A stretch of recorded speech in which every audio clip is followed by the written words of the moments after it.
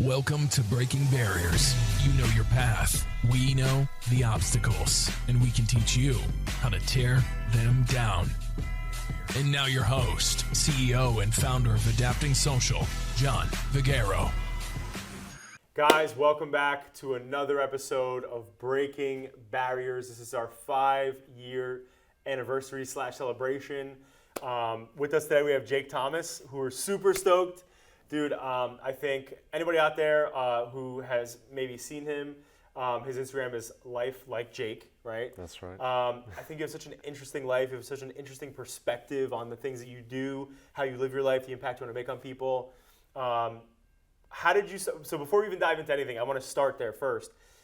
How did you start to develop that mindset of wanting to give back and to serve versus wanting to like really focus on yourself and gain? Great question. Yeah. I'm still answering it, myself It's progressive. a lot. I'm like, why do I keep doing this? But like, no, it's rewarding.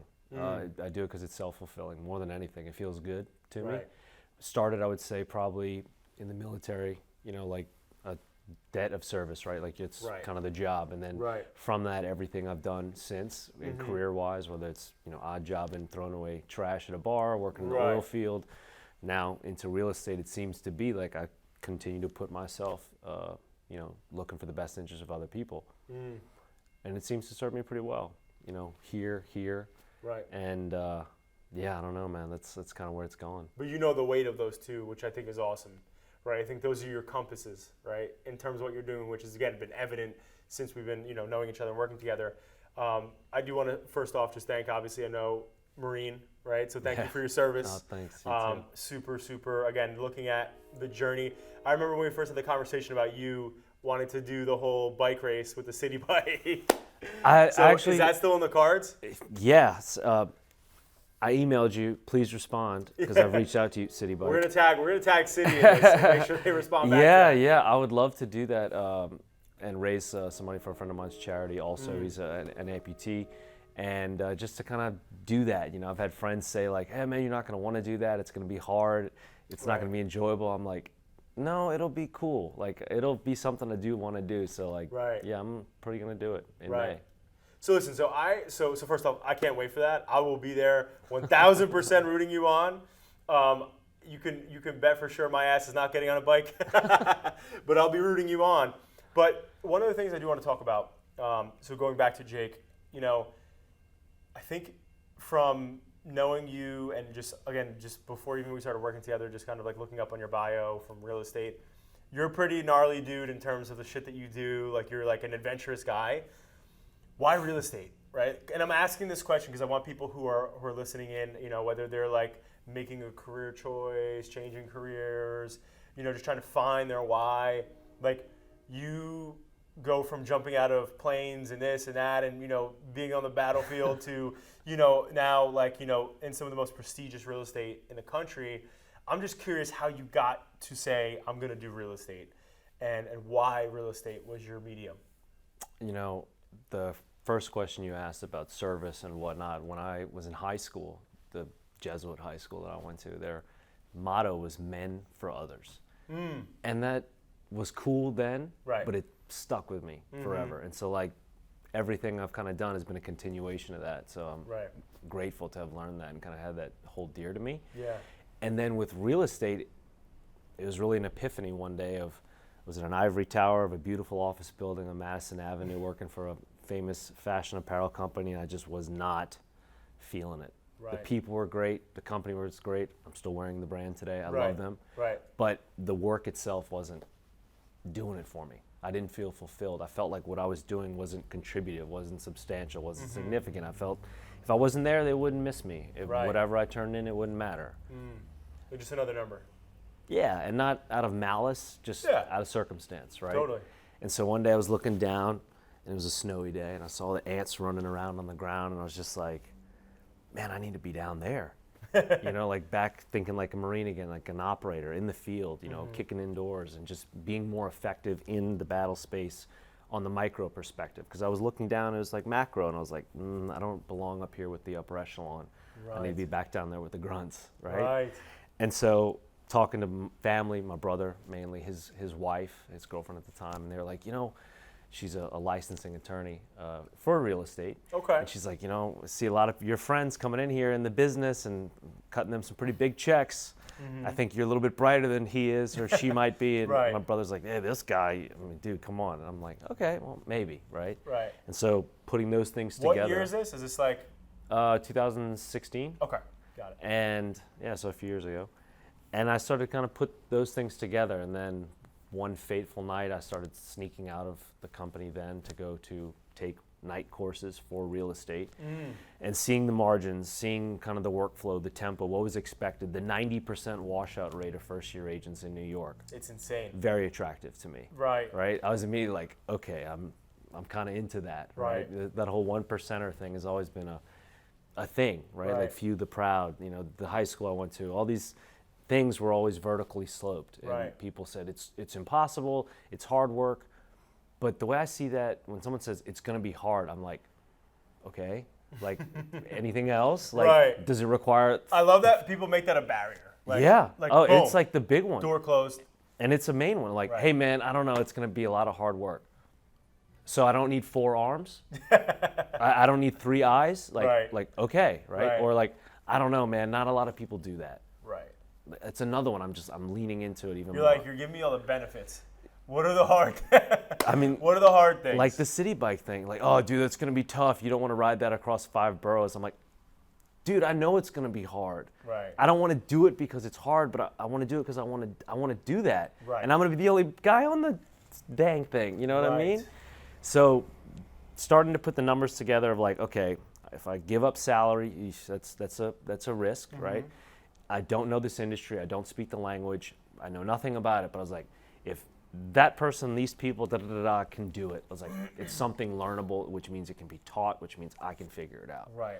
And so this fateful night of the first course that I took there, one of the founding brothers of a firm that I was with, the one I had been with since my start, or who gave me a start, was just hit me with the perfect pitch. I didn't know he was pitching at the time, but I was like, man, this guy's talking to me. Like everything he was saying about just the industry, what's expected of you, the pounciness, the responsiveness, the go-getterness, the assertiveness. Right. You can't crumble. You need to be able to work under pressure. You can't, turn away from fear, XYZ under adversity. I was just like, this is like speaking my language, like excitement, adventure, spontaneity, I was like, it sounds better by the second. Right. And then, you get compensated well for that. But the end all is that you're dealing with people that for the most part are afraid and uncertain about finding one of, if not the most basic human needs, and that's shelter.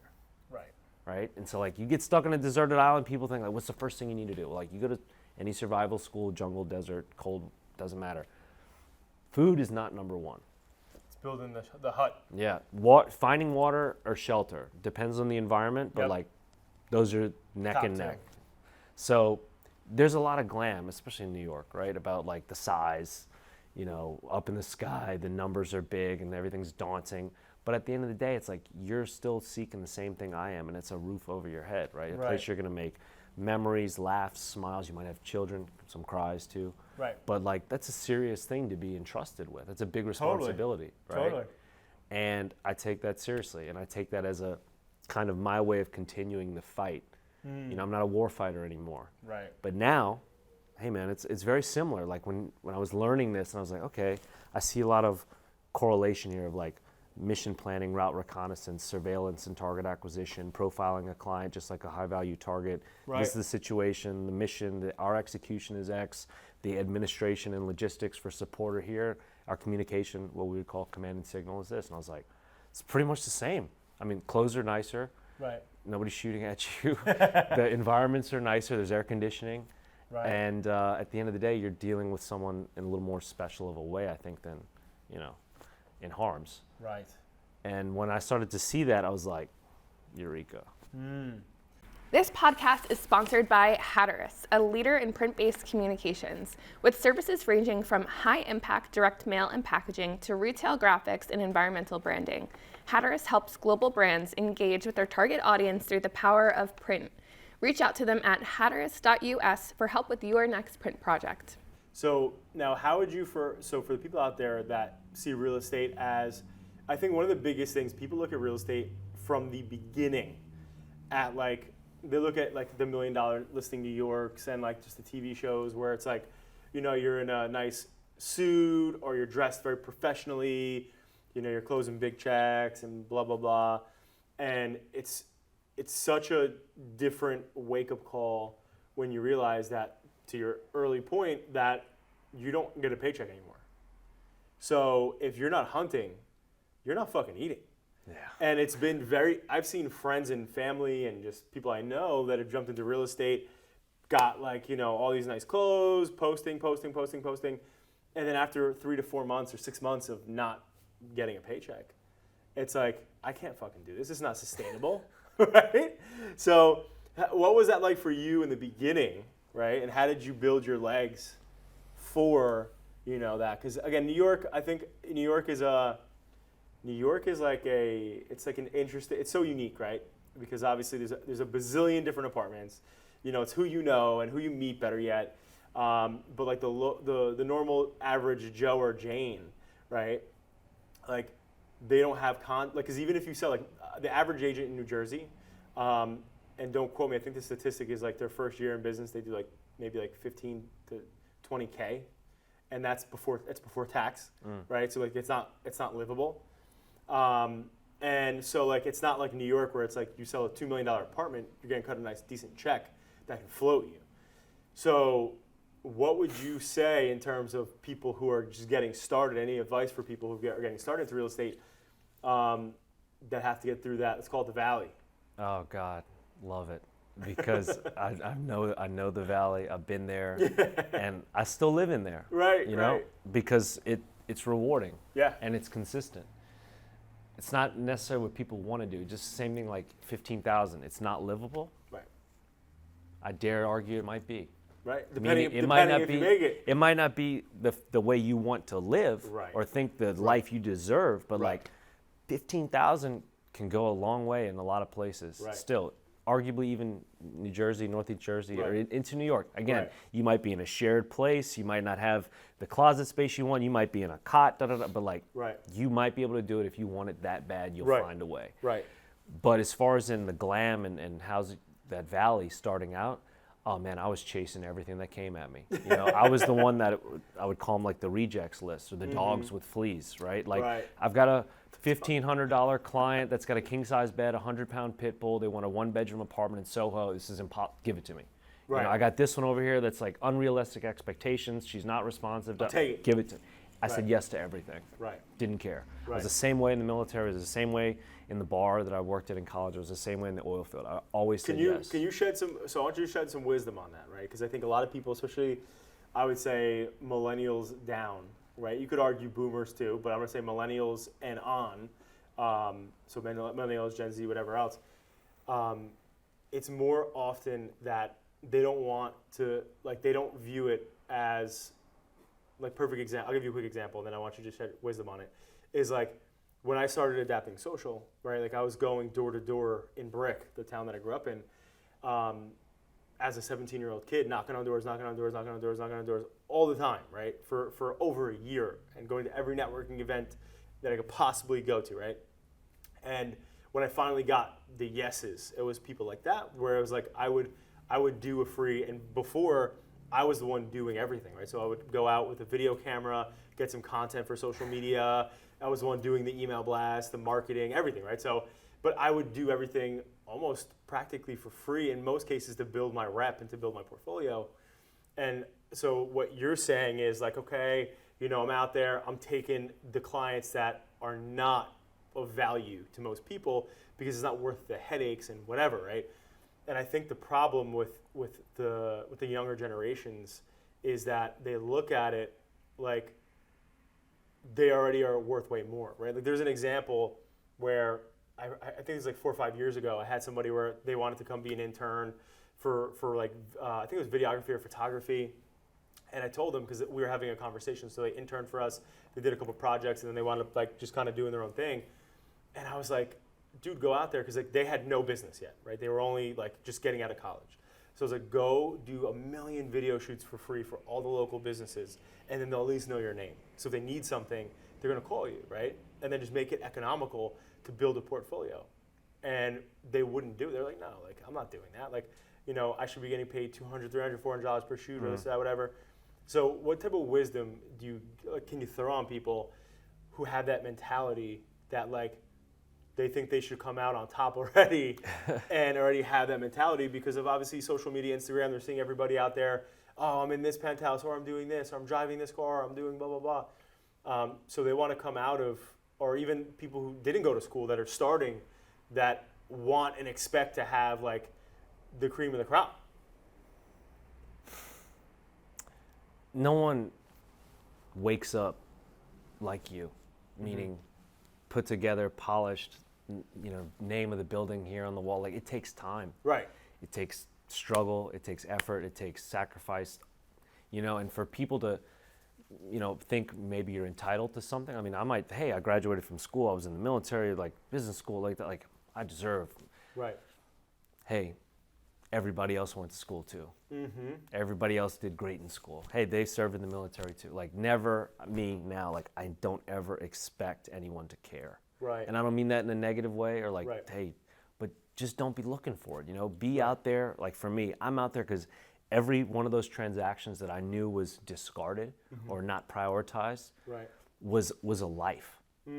That's somebody's kids, that's somebody's daughter, somebody's right. child that's there alone, afraid, and desperate. I mean, they're looking for help. They've called, they've contacted us. They are I've got this. They are a sourced, defined lead asking for help. Right. How much leverage that is already? This person, they know we're not selling fucking pizza. Right. Right? Like, right. so I know what you want. Right. I know you need shelter.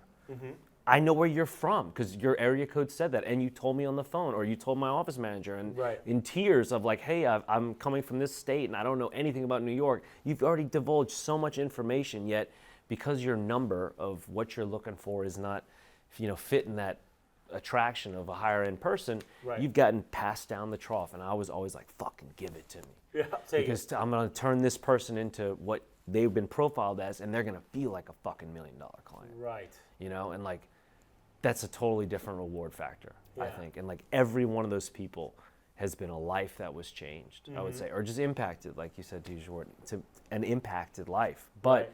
I saw every one of those as an opportunity to get reps in, right? Like, same thing like in the Marine Corps, whether Well it's said. in the weight room, Reps. like, how many times you dry fire at the pistol range over and just taking it out of the holster, like how many times we'd have that out of the holster, reholster, out of the holster, reholster, and then finally Right. getting to present to the target, then finally getting to put a magazine in it, then finally getting to put actual rounds in Right. it. So by the time you really start shooting, man, you've done that thousands of times dry, right? Now I'm getting to use real world scenarios with real people to be able to work on my delivery, work on my understanding, my listening, Right. hearing how they think and what they want, like many people just haven't been listened to. And like the value of just listening and like hearing your needs, Right. what's important to you, what you don't want, as opposed to, yeah, I went out with this guy and like I told him I wanted to stay within this budget. The first place he showed me was above budget. You might not have meant to do it, but right off the cuff, you didn't listen to one little detail. Right. Oh, this is a great place. It might be a great place, but like that one little thing Right. can set you apart, you Right. know, and like as opposed to polite, punctual, on time, organized, specific, and again, Right. attentive to detail. Yeah. I just think a lot of that gets lost in translation if you're worried about the number, right? If you're focused too much on what's it going to do for me, what am I going to get out of it? I need this money, I need this transaction. We fucking all do. Right. We're not here At the for end of the free, day. right? It's At not the pro end of the day, we all bono. do. We all fucking do, especially in New York, right? Right. It's vertical slope. I know that. We know that. The clients know that. But like, Right. you gotta see their heart in there as opposed to like, again, the dollar signs. Right.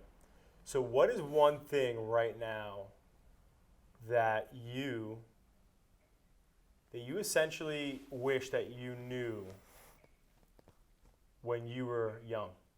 Oh God. Let's say 23 years old. If the you from today could go back and say, yo, Lil Jake. There's going to be a huge housing bubble and crash in 2008, and I would have had a lot of credit swaps purchased and set up, and I'd be a billionaire. Right? That's one thing. I would say the Patriots would come back and beat the Falcons in Super Bowl 50, whatever, at being down 28-3, and I bet the house on that. I'm sure that second half spread was ridiculous, plus 110,000 or whatever it must have been. Right. What about from like a mentality / growth perspective standpoint? Just shut the fuck up and listen. Just shut the fuck up and listen to the world, to people. Like there are secrets out there people are just dying to give you, and nuggets of information about who they are, what they want, and what you can learn from that. Read more, Jake. The secrets of the world are hidden in books, and I say that funnily, and I've said that to you before. Like, it's not. Yes, I know it's not a secret. Like, it's a book, but that's somebody's dream. That's somebody's everything. That somebody took the time to craft this. Like, here, this is a gift of my ideas, my beliefs. They might be weird. You might not like them. You might hate them. But like, check that out. It's like, fuck, that's a gift, man. I might have paid for it, but that's a gift. I didn't read a lot as a kid. I didn't like it. I liked movies better. I liked music. But I just didn't read much. I would say to read more, but just listen, man. Just shut the fuck up and listen. Yeah. Just for anybody listening in right now, I think one of the biggest things on that point, I think that I've learned, right? Because I went from being, when I was younger, I was introverted. And then like part of my journey, what really helped me was, we swapped family stories, right? And so I had to step up as a leader in my family. And then one of the best things that ever happened to me was I got a job at Ruby Tuesdays. Nice. And like when I was in high school, I didn't go to college. Good buffet. What? Good buffet. Good salad buffet, right? Yeah. So, but when my buddy got a job there, he was like, dude, just come be a busboy or whatever. And then I wound up getting a job because, the customers started to like me. So I got a job serving. And then like I would have to talk to like a table of 4 or 5 people, then sometimes 10 people. And I realized like I had to stand up there and be the actor and make them like me in order to make their experience better, right? To make sure that they're at the forefront of the experience in order for me to get paid, right? And the range of that tip was based off of how good I made them feel, how good the experience was. How many fucking diet sodas did I run out as fast as possible, right? So, how quickly they clean the plates off. So I think, one of the biggest things was, getting out of my shell because of that job and because, like, again, for my brothers and sisters and stuff. And I'm sorry, my brothers and sister, and it really got me out of my shell and taught me how to get out there. But I think one of the biggest things that is still like a challenge for me, because viscerally, I don't like to shut the fuck up, right? And so like part of what I'm learning and my coach is going through with me over the past 4 years that I've been working with him is, what I'm speaking to you, I already know. What you're going to say to me might be new information I don't know, right? To your point. So there's golden nuggets around the world that people just want to dying to give you. And I think that's the biggest challenge, that I'm even learning, right? So a lot of people out there, who are in sales, right? Because typically if you're in sales, you're normally an extrovert by nature. So you can go out there, you can go sell, you can go talk to anybody, get rejected. And that's why when I started to sell, thank God I had that Ruby Tuesdays in me already, because I was getting rejected left and right. But what I started to learn is what you're saying is when people would say to me, oh, I'm not interested. Like, because some of these people around here, too, they're hardcore with no solicitation. So, like, when I would go knock on the door, and I'm 17 in a suit, knocking on a pizzeria. Don't care. This guy's fucking got all sauce on him and shit. He doesn't give a fuck who I am. He's like, what does this little fucking jabroni want? Why is he here? Like, is it a school project or something, kid? Like, what can I do for you, kid? You want a coupon?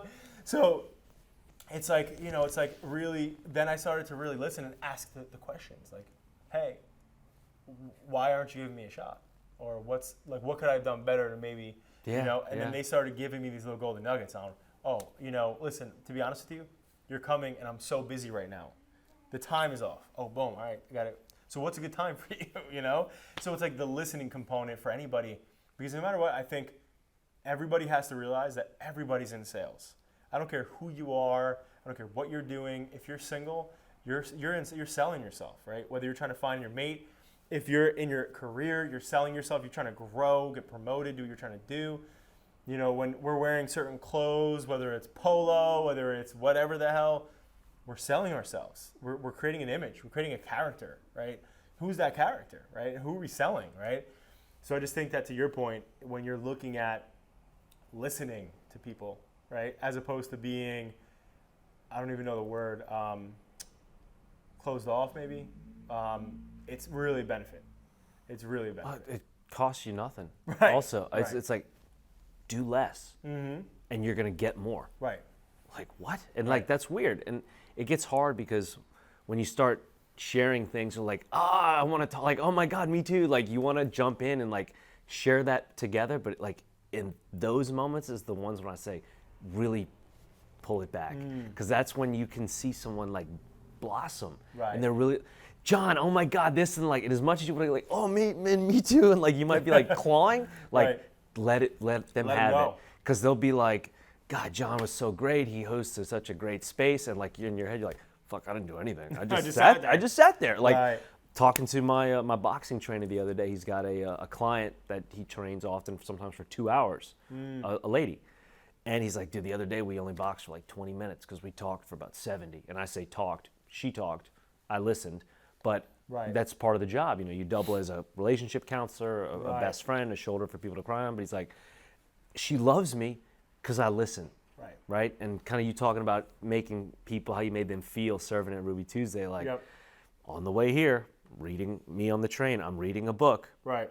I'm aware of who Nelson Mandela is, and he's got a whirlwind of great quotes, and like one of those, him talking about, people will forget what you did, people will forget what you said, they won't forget how you made them feel. Impact. And I was like, gah, like highlight, and I On the highlight, train. and I Yes. and I highlight, you know, like Right. not an e-reader. This is a open book, paperback, and I've Right. got a highlighter that I gotta tear out, and I highlight, right? Right. And I was like, oh man, that's it. And for me in this industry now, like I am not the biggest shark out there. I mean, I'm a guppy compared to most of these other people, for sure. Right. Transaction amount, deal volume, years in the business, connections and circles, and I'm not trying to compete with you on that, right? So it's not about what you did for me and making that impact and impression on the customer. It's not about what you said, because Lord knows talk is fucking cheap in this world, Totally. and definitely in this business, and there's a lot of slander and plenty of just fraudulent nonsense. Right. But I guarantee you every single one of my customers will tell you they remember how I made them feel. Right. And like, compete with me on that, motherfucker. Like, okay, you're right. I'm not trying to get into that water with you on those things. Right. Stand in this circle and look me in the eye with honesty and truth in your heart and tell Right. me you can do that. Right. Because I can. Like, Right. I definitely go to sleep with fear. I Right. wake up with fear. Like, I got to pay rent. I got bills too. I got Yep. dues and whatnot, and I've got liabilities. Yeah, Right. and that's scary. And I'm trying to do this on my own, launching a business and like Yep. burning the ships, right? Like all Yep. that shit. Like Yep. that's fucking terrifying. No plan Every B. single day is fear. Right. But having that surety of knowing that I did it with honesty, I did it with, genuine Integrity. like Right. it makes you sleep easy, man. Totally. I love that. So let's segue to personal development, right? So a lot of times you can look at an entrepreneur based off of their habits and what they do, and that creates the person you see in front of you, right? Is there some things that you do, whether you mentioned you're a reader, like is there a daily routine regiment that you have to set your day up in the morning for success? Is it one for night, for the next day? What does that look like for you? And then last but not least on that topic, who is somebody in the world that's a visionary, that's inspiring you, that inspires you right now? I definitely have a schedule. Okay. I love having that, right? Like I'm an early riser, usually between 4 and 4:30. Start off right away with cold water on my face. I drink a lot of it first, Right. but then just totally submerge my face to try to wake myself up. Right. We all have this thing called the mammalian dive reflex. Basically the sinus cavity on the superficial. Yeah. Anytime that's touched with water, your body immediately reacts to it. It knows that it's underwater or it's somehow dealing with water. So for me, I get cold because it's cold and the temperature contrast, and hits that, and it's just like a boom right off in the morning. So that's my first thing. Start waddling around and start to stretch. I move around. My body's been at rest for 6 hours minimum, right, of Right. sleep. So the first thing I started to do is like a mobility flow in the morning. something similar to yoga, a little bit of yoga and a little bit of other just static stretching, Right. but just to move around. And I don't want to sit back down. Like once I'm up in the morning, I don't sit down, sometimes not at all during the day. Literally, because I'm like, I've literally been sleeping or resting for that amount of time. Right. I'm not going to go back down at least until that amount of time has passed. So finish that with a read, maybe 20, 30 minutes, depending on what I'm into, what I'm feeling. I meditate typically before or after the reading. Okay. Right now I'm at like 8 minutes. I might kick it up to 10 minutes soon enough, but every day. That's a decent amount of meditation. Every day, cold water on the face, mobility flow in the morning, light some incense a lot of times too, read, meditate. Before I go work out. It used to be get up, brush my teeth, get out the door and go pump steel. Right. Now it's like, and that was always a primer to the day, and I always Yeah. still maintain that exercise element. Right. But now I've got like this super primer Right. before all that, which is like, I thought that was the sweet spot, getting up and just exercising right away, the Rocky thing, wake up, 5 eggs and just, run out the door. Just get after it. But now it's like priming this first and giving in to all this I love that. is a totally different reward system. I And love like that. I feel so much more ready to receive and tear into the day. I love that. That's fire, man. And it's funny, one of the things so 2020 for me is the year where I'm kind of really feeling out what my body needs, as opposed to like, for the past over a decade, I've admired people like Tony Robbins, Steve Jobs, Bezos, just people like that. And when you looked at Tony Robbins as an example, wakes up extremely early, does the cold plunge in a cold pool, freezing cold pool or whatever to call it. And starts their day super early, does all his meditation, blah, blah, blah. And so I did that for so long, looking at other people who are super successful and modeling them and saying, okay, well, you know what? If this is their routine, I'm going to do this because I'll be successful.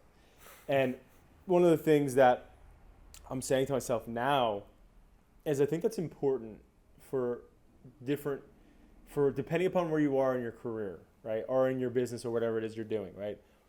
Because me being up at 4 a.m. for 10 years and like getting at it, going pump steel, meditating, affirmations, the whole thing, I think it was a big part of me getting disciplined, right? That was the biggest thing for me, just being a disciplined animal.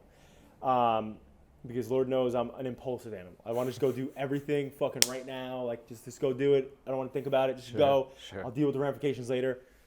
And it's helped, frame me a little bit and put me down, in that regard of getting myself set up. But one of the things I said to myself, because COVID threw me for a loop in all my PD, my personal development, right? Because I was like home all the time, and for over a decade, I was always on the road, meeting people, flying here, doing this, I was always going. And then I had a 2-year period where I'm home with my wife, which so we joked around, we said, I've been with her now for 8 years. At the time when I first started dating her, I never really saw her because I was always going. Got engaged, moved in together, was never home, and then boom, 2 years now I'm locked in the house with her, and I loved every moment of it. And I'm like, I'm not going back. I said to myself, I was like, listen, if this is the life, I was like, I'm gonna build what I'm building, but I don't have to be a slave to the road anymore because it's working now. And I'm still an animal in terms of like getting out. Like this right here, going face to face, I hate Zoom meetings. I hate all that shit. I want to be in person, but it's not going to require 90 hours of my week being on the road in an airplane, going here, doing this. So my point though is that like my mindset was so hustle mentality based that I was working harder, not smarter. And I realized the shit out of that in the pandemic. Yeah. And again, and so now, boom, put me in the pandemic in the beginning of March in 2020, and I'm home eating fucking snacks all the time. I'm drinking all the time. I'm on the couch watching stupid ass shows that don't matter to my life. And so I start to like this shit because I haven't done it in 10 years. I was like, it's almost like being a civilian.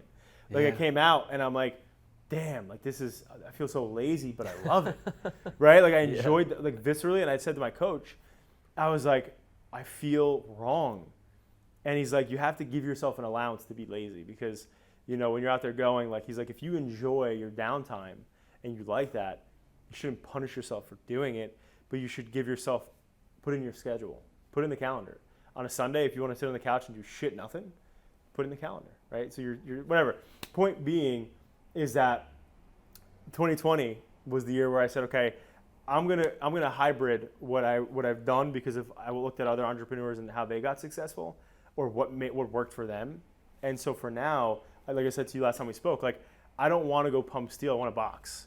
Yeah. Like I have so much more fun with it. I'm in better shape, and I'm 30 years old. I'm married. Like I still have a lot of wind behind my sails, and I don't have fun pumping steel anymore. That's okay, right? And I had somebody on the podcast literally yesterday that was like, every night before bed I have Haagen-Dazs ice cream. Nice. And he's like, but it works for me. I'm happy. Nice. And so that's my new mode, and I'm challenging people out there where it's like, so now I went from waking up at 4 a.m. Right now I wake up I think every day like 7:30, and for me that's like super late, and I feel like a troll. I'm like waking up, I'm like, oh my god, I'm bummed. But like my body likes it. I'm enjoying it. But and I'm working out when I wake up, and then I'm also working out at lunchtime, and like I'm just doing things different, right? So I think my point is like in your craft, because of you being in the service, you are so scheduled, and I've always been so scheduled because of my calendar, and everything's been nuts. And I think so often we look at other people who are successful, and what pulverized me was, and a year ago I was listening to a podcast with Elon Musk, and Joe Rogan's like, how do you sleep? Like you have like 5 things that are changing the world happening right now. How the fuck do you sleep?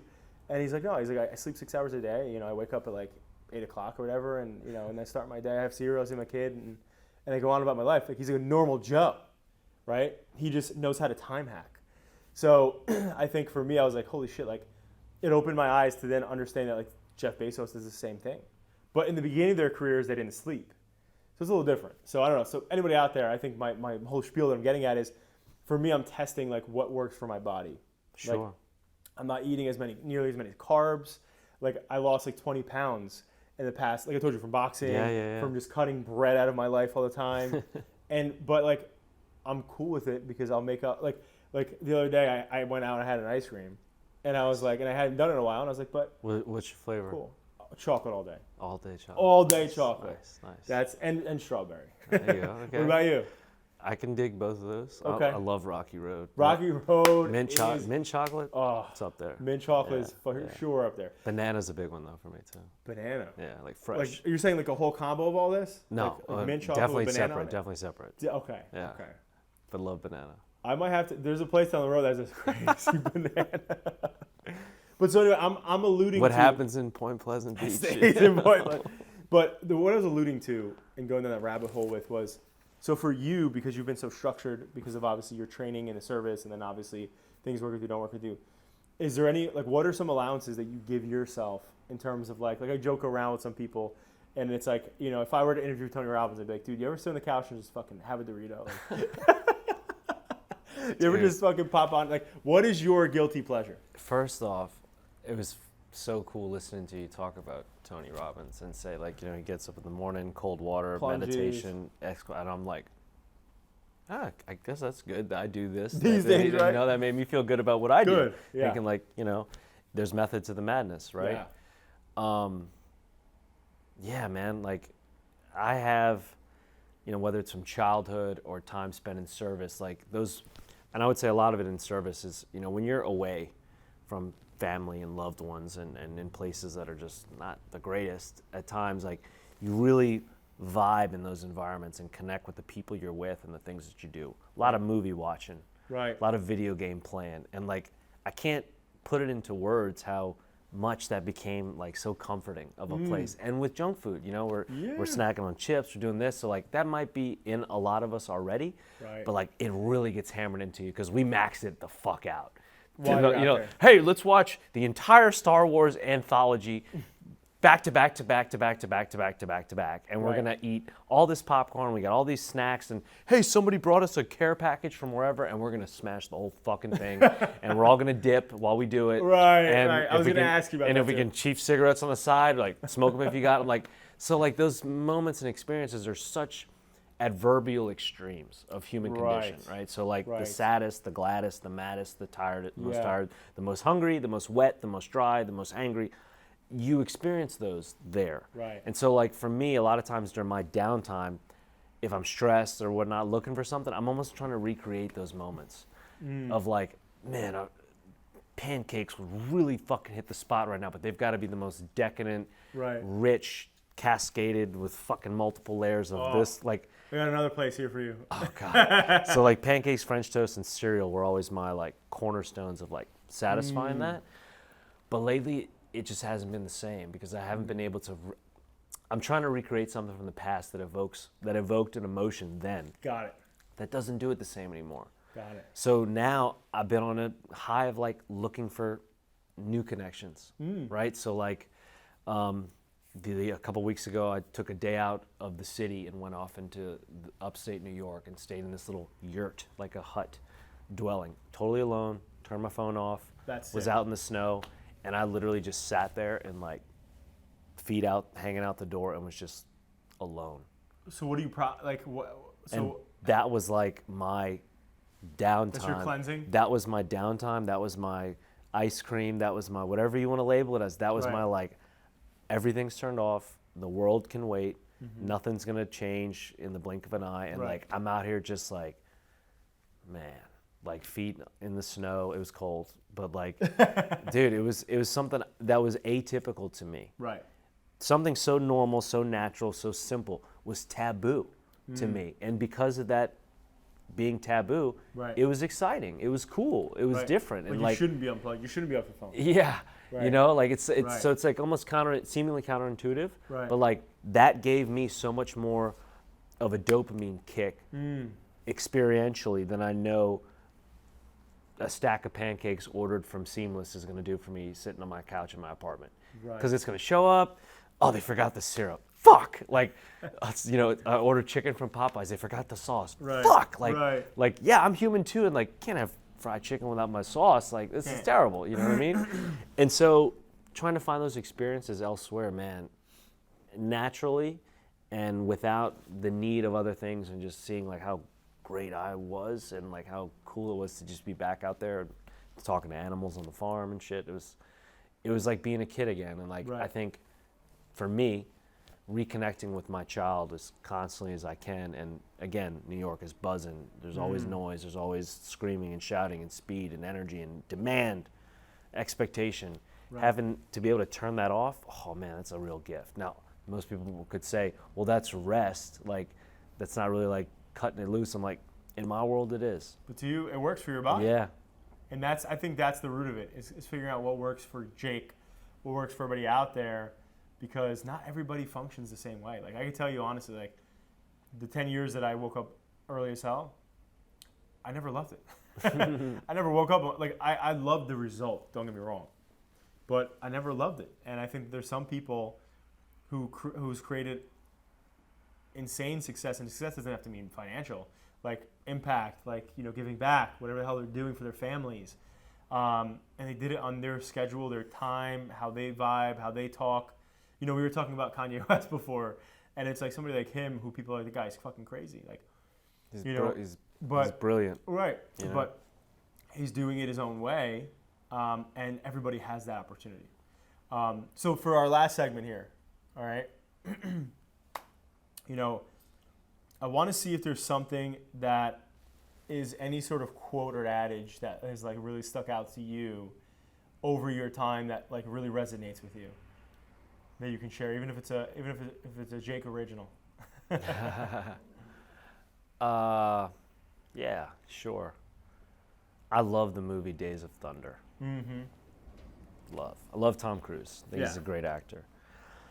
And in the movie, his character Cole Trickle says to Nicole Kidman, she's talking to him about racing again. He has sustained this big injury in a crash, and he's rehabilitating, about to get back in the car. And she's like, "I'm worried about you. Like, what are you gonna do? And you know, what happens if?"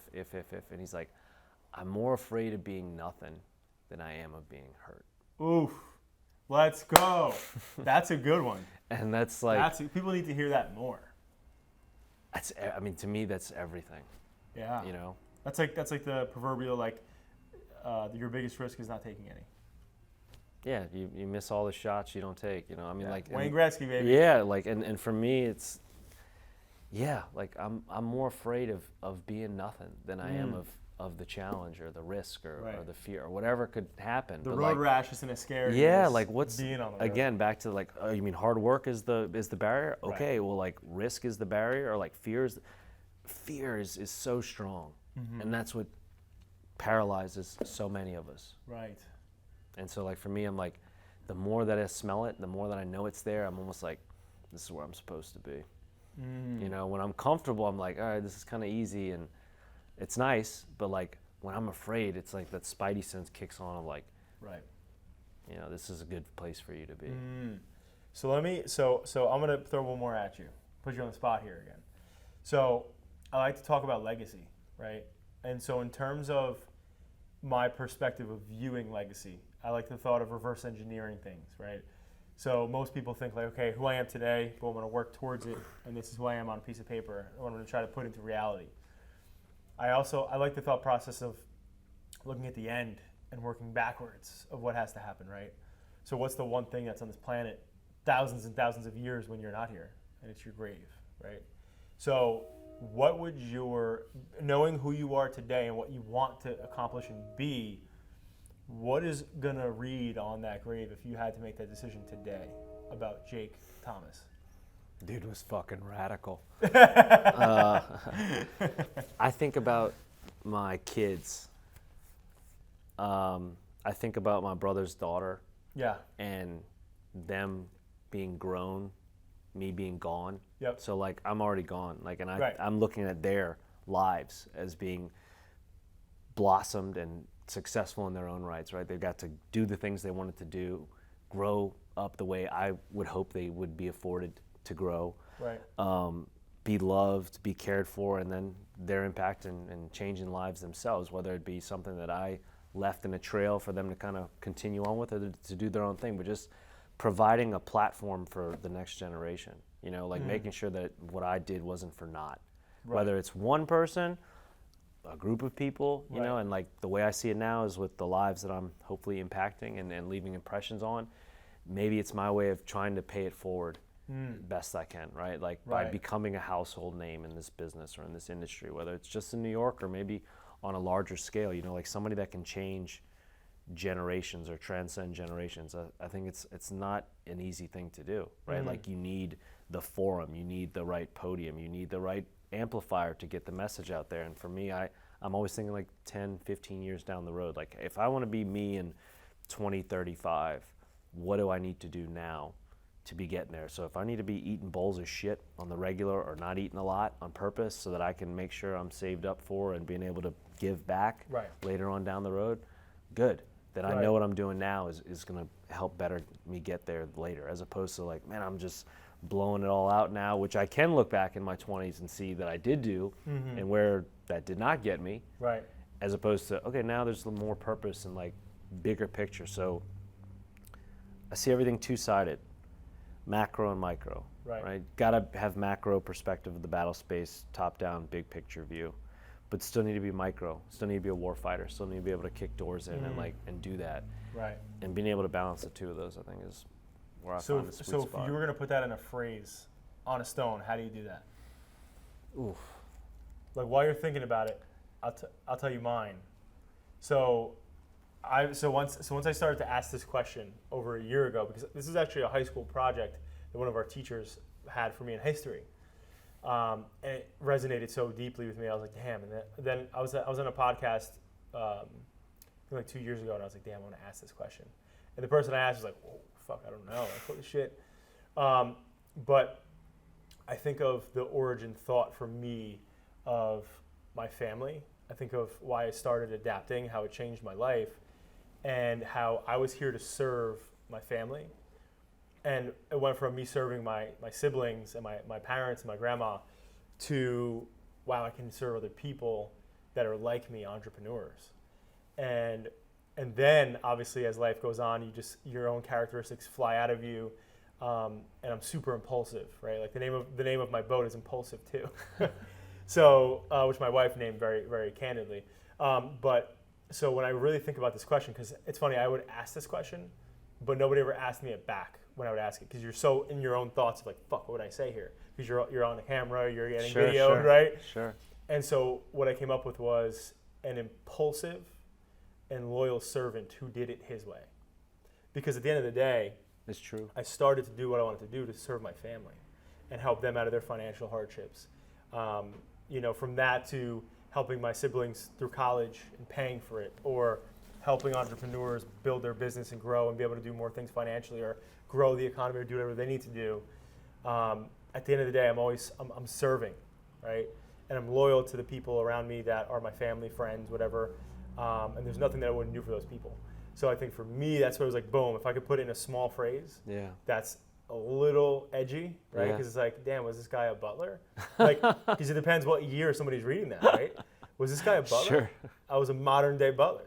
I didn't think butler until you said it. Right, That's like funny. servant, Now you right? sound Because like, somebody could look at it very literal, right? Eventually, a couple of 100 years later, in my family's generation, and be like, damn, great Uncle John was a fucking butler. And he was a butler his way. and an impulsive one too. Right. He just fucking threw out all the cakes everywhere. But yeah, so that was mine, just to give you some thought. That's cool. We talked a lot about, or I told you before about what is so important to me with this career path, and how, the voids that I saw in the business were human. Generations of time between peers, between consumers and people in the industry, they just got forgotten. Right. The demand in New York is so high that people just keep coming. You don't like me? Fuck you then. You don't like me? Fuck you then. You don't like me? Fuck you then. Because the line of people that'll work with me, regardless of how bad I treat them, is out that door around the corner and 5 towns down. Yep. Doesn't matter. So I don't have to be fucking nice to you. I don't have to be on time. Right. All these things of decency, humanity, I don't have to fucking do them. Right. So 30, 40, 50 years of that, why should I do it for you, right? Right. And what I'm trying to instill is, again, just making people feel remembered, right? And so if I were to leave something on a headstone, it would say, it takes all the people to make a world. And so that's like my way of saying, like, don't forget this. Right. Like, I'm not going to tell you about me or who I am, but it takes all the people to make a world. I love that. And have you ever heard that Margaret Mead quote? Fudge. I don't. No, which one? It takes. She said something along the lines of, never doubt a hopeful and courageous group of citizens to change the world, because in fact, it's the only thing that ever has. Right? Think about that. Like, let's go. That's my highlighter.